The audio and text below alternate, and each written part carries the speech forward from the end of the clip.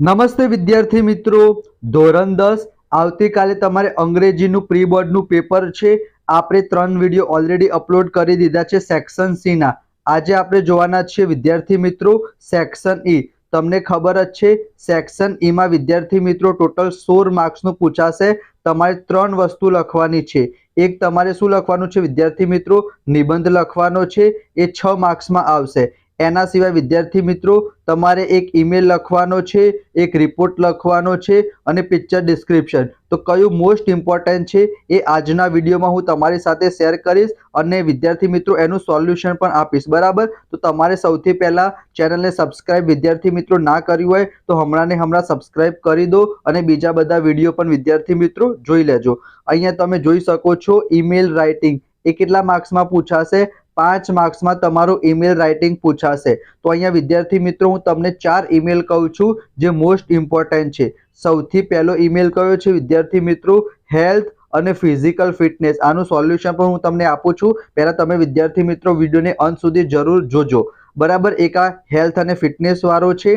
એના પછી બીજા નંબરનો છે વિદ્યાર્થી મિત્રો કે એ શું લખ્યું છે અહીંયા કે ડિસ્ટ્રિક્ટ લેવલની ડાન્સ કોમ્પિટિશન છે. બરાબર, આ ડિસ્ટ્રિક્ટ લેવલ ડાન્સ કોમ્પિટિશન.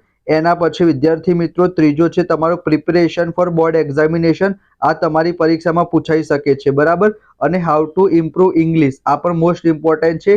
4 મેં તમને કહી દીધા. બરાબર, એનું સોલ્યુશન પણ હું તમને બતાવી દઉં વિદ્યાર્થી મિત્રો. અહીંયા તમે જોઈ શકો છો આ તો રિપોર્ટ છે ઈમેલમાં. અહીંયા જુઓ, મેં તમને હમણાં શું કીધું હતું? Dance competition. તો આ રહ્યું વિદ્યાર્થી મિત્રો ડાન્સ કોમ્પિટિશન.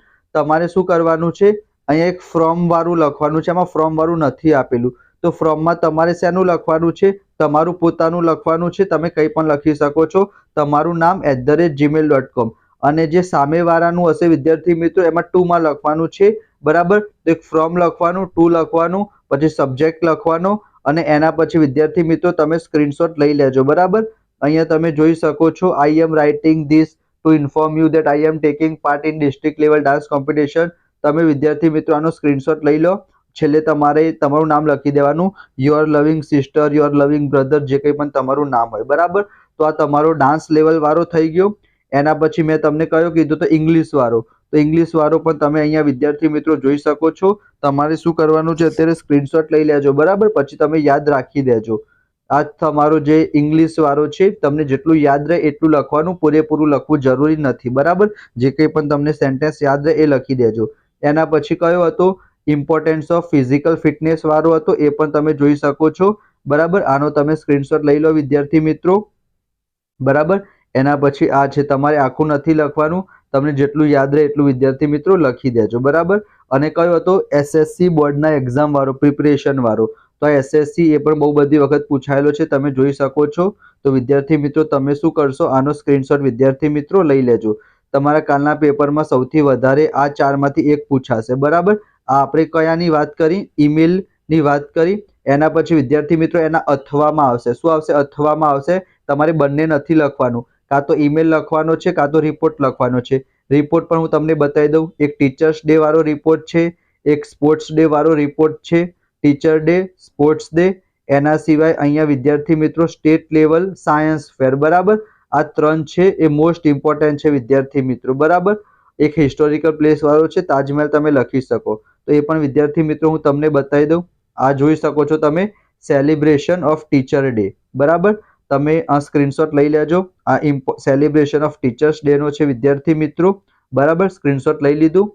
એના પછી બીજા નંબરનો એન્યુઅલ સ્પોર્ટ્સ ડે છે, તો તમે તમારી સ્કૂલનું નામ પણ લખી શકો છો. સ્ક્રીનશોટ લઈ લો એન્યુઅલ સ્પોર્ટ્સ ડે નો વિદ્યાર્થી મિત્રો. બરાબર, એના પછી ત્રીજા નંબરનો મેં સ્ટેટ લેવલ સાયન્સ ફેર કીધો હતો, તો એ પણ તમે અહીંયા સ્ક્રીનશોટ વિદ્યાર્થી મિત્રો લઈ લેજો, સ્ટેટ લેવલ સાયન્સ ફેરનો. બરાબર, એના પછી વિદ્યાર્થી મિત્રો જો તમે પિક્ચરની વાત કરો તો અહીંયા વિદ્યાર્થી મિત્રો હું તમને 4-5 પિક્ચર બતાવી દઉં છું જે મોસ્ટ ઇમ્પોર્ટન્ટ છે.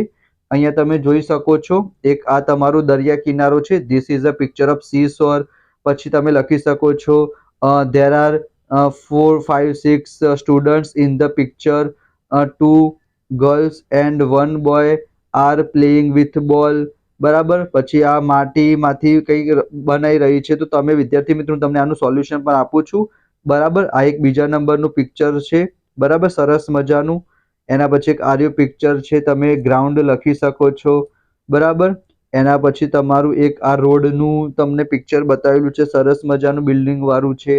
એના પછી એક આ નવરાત્રીનું પિક્ચર છે, એનું સોલ્યુશન પણ હું તમને આપું છું વિદ્યાર્થી મિત્રો. અહીંયા નદીમાં પાણી ભરાઈ ગયું છે, પણ મને નથી લાગતું આ પૂછાય, બરાબર. એક આ ક્લાસનો રૂમ છે, બરાબર, એ પણ મને નથી લાગતું. જેમ કે આ નવરાત્રી વાળું પણ ઓછું છે, આ ઇમ્પોર્ટન્ટ છે. એના પછી એક આ સારું છે અને આ પણ સારું છે, બરાબર. એના આન્સર હું તમને બતાવી દઉં વિદ્યાર્થી મિત્રો, તમે સ્ક્રીનશોટ લઈ લો, બરાબર. જેમ કે આ છે તમારું નવરાત્રી વાળું, જે મેં તમને હમણાં કીધું હતું. This is a picture of Navratri. બધું તમારે પ્રેઝન્ટ કન્ટિન્યુઅસ ચાલુ વર્તમાન કાળમાં લખી દેવાનું.